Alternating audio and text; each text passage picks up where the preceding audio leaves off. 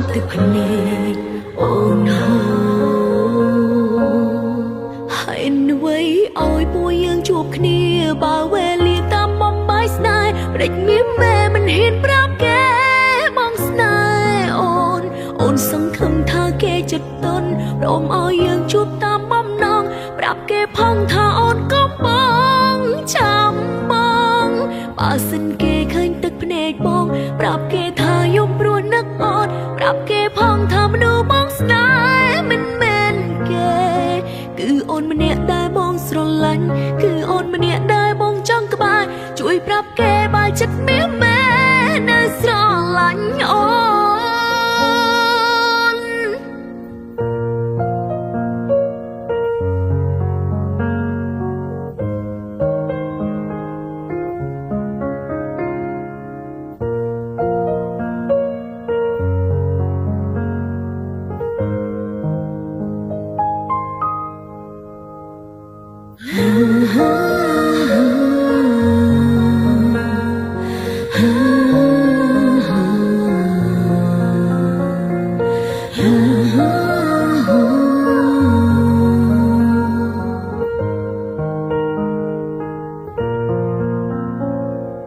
បើសិនអូនអាចហៅវេលាថយក្រោយបានចង់ឲ្យក៏លៀនសម្រេចចិត្តម្ដងទៀតព្រោះថ្ងៃមុនបងបានសន្យាមិនឃ្លាតផ្ដេចថ្ងៃនេះគ្រប់យ៉ាងបដូរ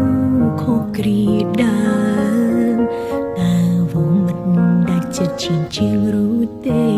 ព្រោះបងស្នេហ៍កំពុងហូរទឹកភ្នែកស្រឡាញ់អូនហើយដូចនួនលងចង់បែកមិនបោកក្រោយជួយខូចទឹកភ្នែកអូនហូ